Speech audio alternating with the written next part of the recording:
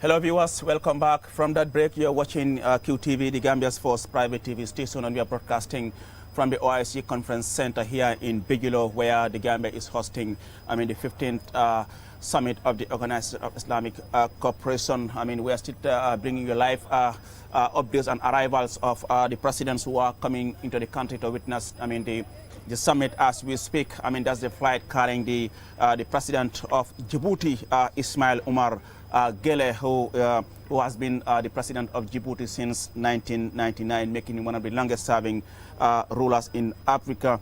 Well, Djibouti, as we know, gained independence in 1977, and President Ismail Omar Gele has just landed at the Banjul International Airport, where he is being received by senior officials of the government.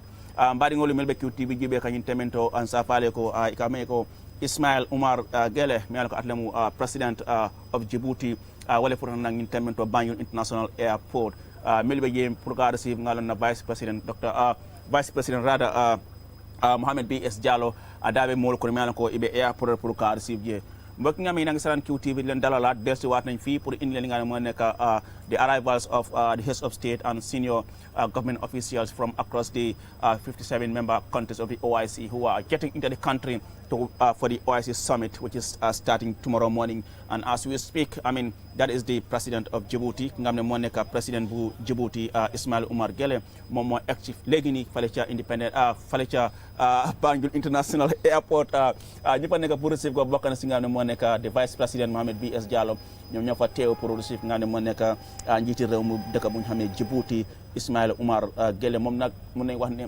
mom mo nek president Djibouti depuis 1999 musidɓe gonɗe darde QTV ɗon ɗo joni mo ganduɗa ko wiyete Ismail Omar Gele mo ganduɗa kanko woni président Djibouti o kanko hewti toto Banjul International Airport mo ganduɗa vice président mo Gambia Mohamed B.S. Diallo homoto airport pour o jaɓɓomo ɗo he leydi Gambia. Well, viewers, like I said, Mr. Mboch, we are now seeing those live images from the Banjul International Airport where the president of Djibouti has just landed. Mr. Mboch and Bande, they are coming thick and fast, right? Exactly. Gradually. Yeah. Very soon we will witness again the other leaders landing, the smiling coast of Africa. It's important. Djibouti is also not a small nation. It's well known, yeah. Very popular. I just, when I listened to you saying he assumed power in 1999, yeah. Until now. Yeah. I think he's among the longest serving presidents now. Yeah. Yes, Mr. Mboy, the Djibouti leader is here. Oh, absolutely, and yes, and perhaps for some of them this is their first time. I wouldn't be surprised, yeah. You know what I mean? Mm-hmm. It takes an occasion like this to bring all sorts of people to our country. Now we're beginning to have a stellar cast of visitors, of guests, and yeah, fantastic. Mm. Well, it's important because some of them it's their first time, of course, to come to the Gambia. You see what the OIC can bring to a nation. It's going to give you the opportunity for different people from different places. To experience the atmosphere, the hospitality, yeah. Of your country. And, that can yield a lot of opportunities for your country. For example, let's say this delegation of Djibouti's president, maybe one of them might have an interest to invest in the Gambia. Nobody knows. Such things have happened. I think now they are ready to take Exactly. They are now ready for the national anthem of both Djibouti and the Gambia. Let's take a listen.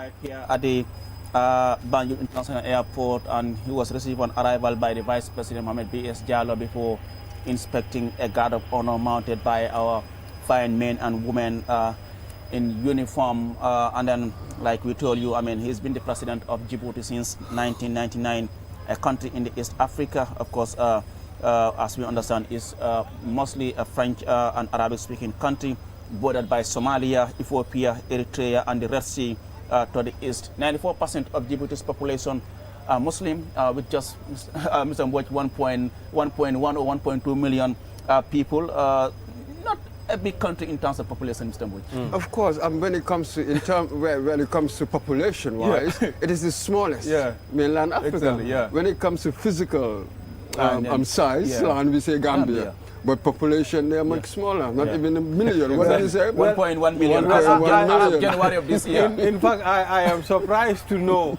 there is a country, in fact, with a smaller population than the Gambia.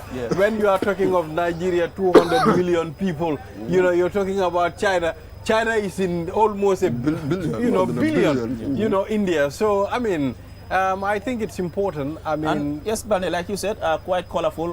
Those are the live images from the Banjul International Airport. IOG, as it is widely known, Mr. Mboj, that's the initials. You know, Ismail Umar Gele, IOG. I mean, there you have him. I mean, walking into the VVIP lounge at the Banjul International Airport, still being escorted by the Vice President Mohamed B.S. Jallow, who is stepping in for the President of the Republic, President Adama Barrow, who is also getting ready for the opening of the OIC summit tomorrow here at the conference center named after the Gambia's first president, Sir Dawda Kairaba Jawara, who actually led us to join the OIC in 1974 and played a crucial role as far as the OIC is concerned. I mean, serving as head of the Peace and Security Committee, he played a very crucial role in bringing about peace between after that war between Iran and Iraq. And today, Gambia hosting the OIC summit at this magnificent building named after the same Sir Dawda Kairaba Jawara. I mean, what a coincidence. Well, I know Sir Dawda Jawara must be very proud today wherever he is. That is important, blessed memory. Yeah. I mean, you see, it's a transition. Life is a process itself.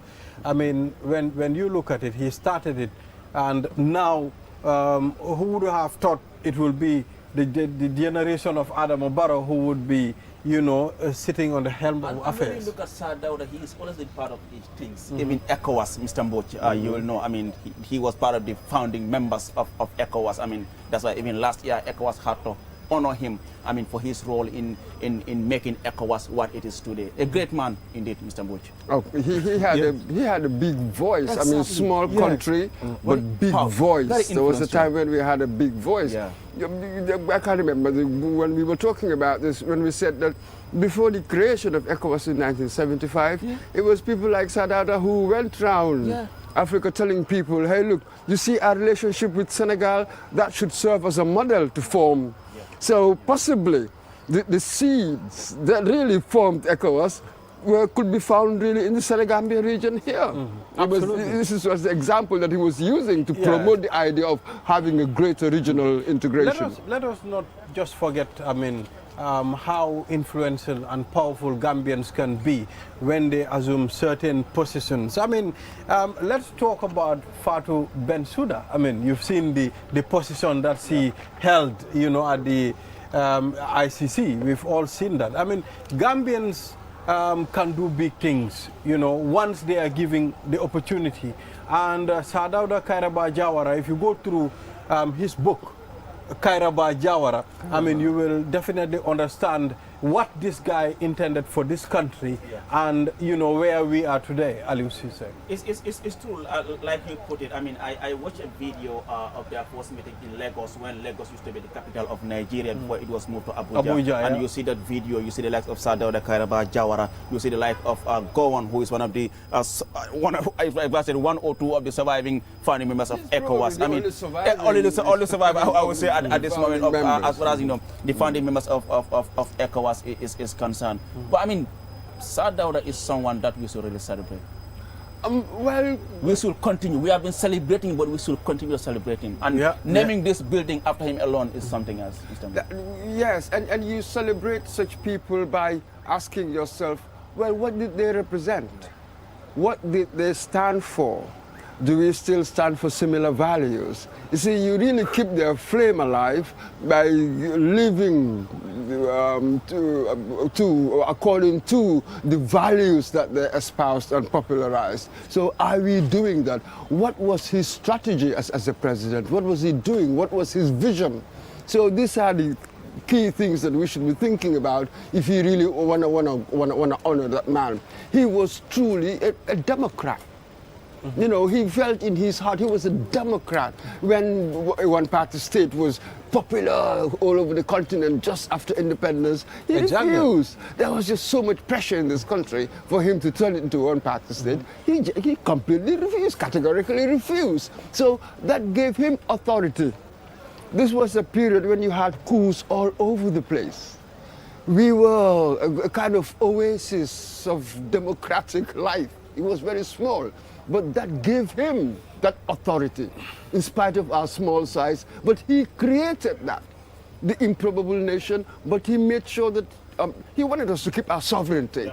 So that was the thing. So he maintained and preached peace and democracy and the like, and that gave him the credibility, which in turn gave us dividend, because we could easily make friends all over the world. And that was the money we were using really to develop, you know, the little developments that we could do given our circumstances. So yes, he essentially invented, if I can put it that way, this place as a walkable country, as a walkable. So it's telling you how patience is also very significant when it comes to developments and achieving things in life.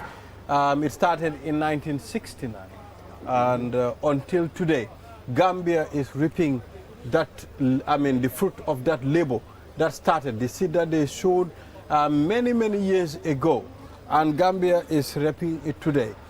During Sadauda's time, we did not host the OIC, although they contributed a lot so that we can get, a very strong body representing all these countries. That's the Organization of Islamic Cooperation, the OIC.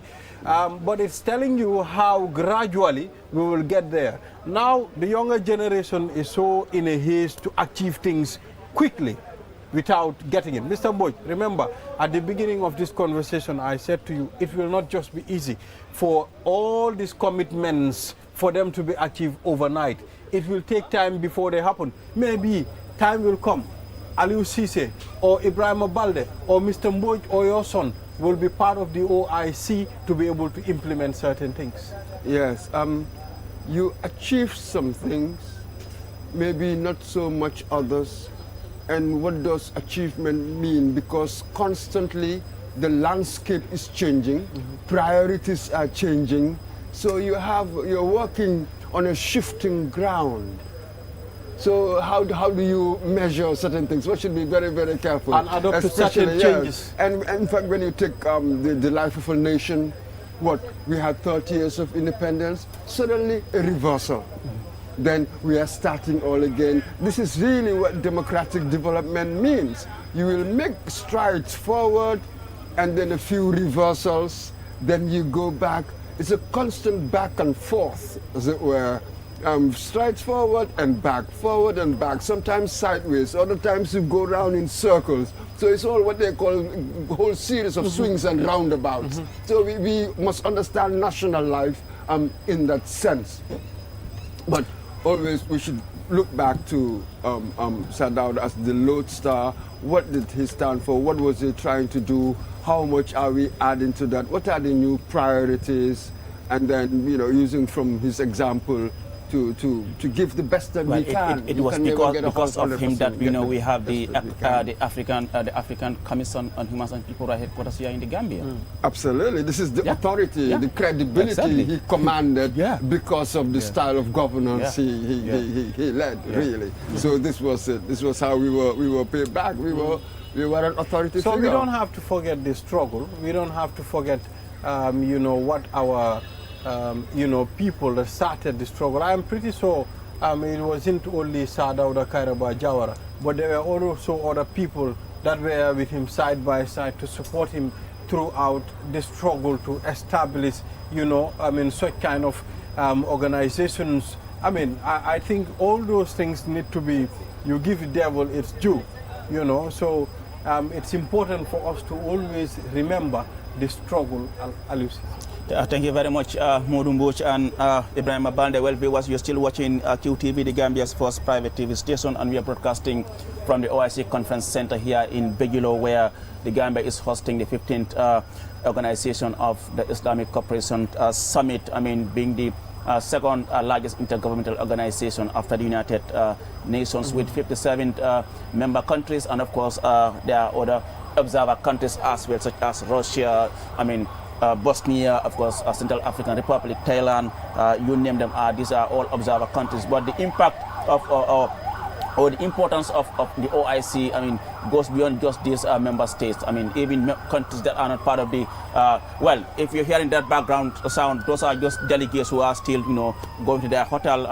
That shows that more and more people are getting into the country. So far, we can confirm that the Vice President of Cote d'Ivoire is in town. The Prime Minister of Algeria has also arrived in the country.